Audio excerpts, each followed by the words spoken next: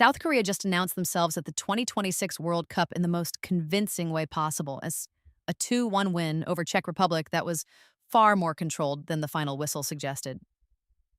But who drove it? What did the Czechs get wrong? And what does this tell us about both teams going forward? Let's break it all down. Welcome back. Estadio Akron in Guadalajara, one of the most atmospheric venues this tournament has to offer, hosted what turned out to be a genuinely gripping matchday one encounter between South Korea and Czech Republic. On paper, two evenly matched sides. In reality, a game that revealed huge tactical differences in approach, ambition, and execution. South Korea came in with a clear plan. Czech Republic came in with expectation, and by the end of 90 minutes, only one of those things proved to be enough. This is the full breakdown. Let's start with the shape and the intention, because this game was decided in large part before a single ball was even played in anger. South Korea lined up in a compact 4-2-3-1 that prioritized defensive solidity and rapid transitions. The two holding midfielders sat deep, cutting off the central lanes that Czech Republic loved to exploit, and the wide attackers were tasked with pressing aggressively when out of possession, essentially functioning as a 4-4-2 mid-block when the Czechs had the ball. It was disciplined, it was deliberate, and it worked. Czech Republic, for their part, set up in their familiar 4-2-3-1 as well, but their approach was far more possession-based. They wanted to dominate the ball, be patient, and find pockets of space through the lines.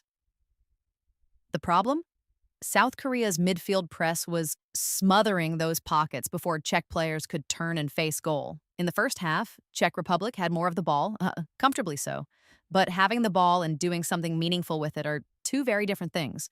Their creative players kept receiving possession with their backs to goal, under pressure, and the decision-making under that pressure was consistently poor.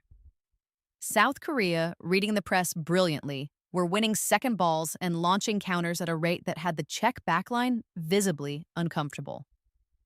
The first South Korean goal came directly from one of those transition moments, not from sustained pressure, but from patience, speed, and ruthless execution on the break. A pattern that would define the entire match. So let's talk about the goals and the moments that genuinely shifted the game's momentum, because there were at least two or three of them, depending on how closely you were watching. South Korea's opener came from exactly the kind of situation their coaching staff had clearly spent the week preparing for. A high press in the Czech half, a forced error, quick combination play, and a clinical finish. It was the kind of goal that looks simple but is devastatingly hard to execute at tournament level against quality opposition. That goal didn't just put South Korea ahead, it punctured Czech Republic's confidence at exactly the wrong moment.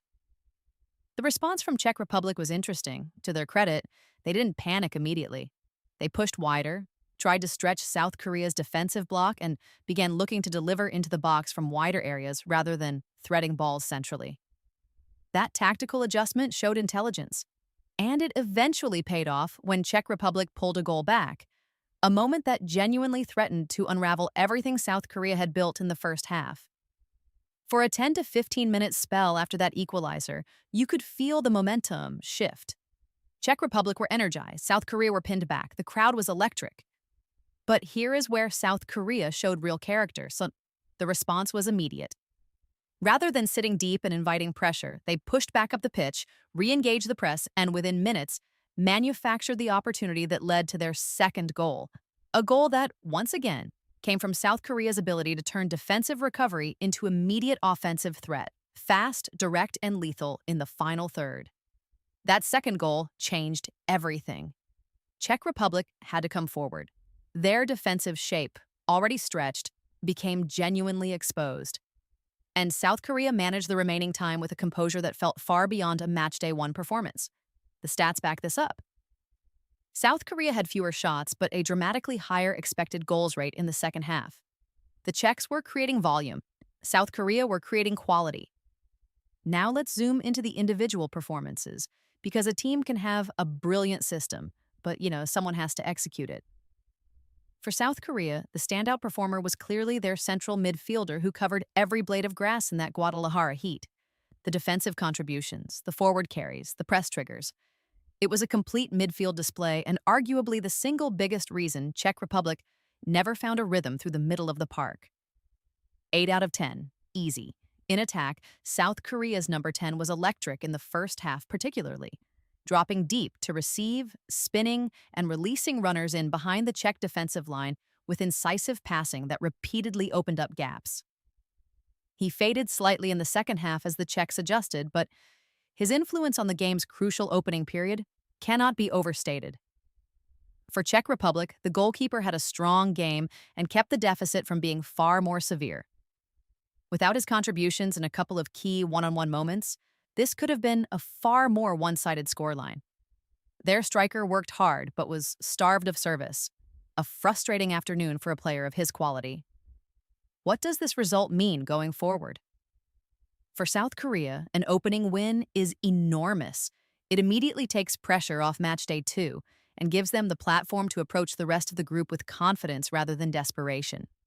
For Czech Republic, they need a response immediately.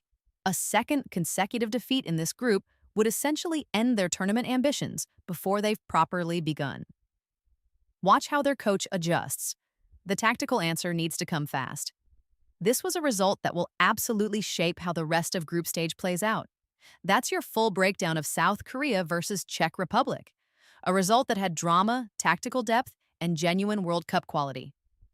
Drop your player ratings in the comments below and tell us, can Czech Republic bounce back? Subscribe for daily World Cup 2026 analysis coming every single day of the tournament. Hit the notification bell so you don't miss a single breakdown. We'll see you in the next one.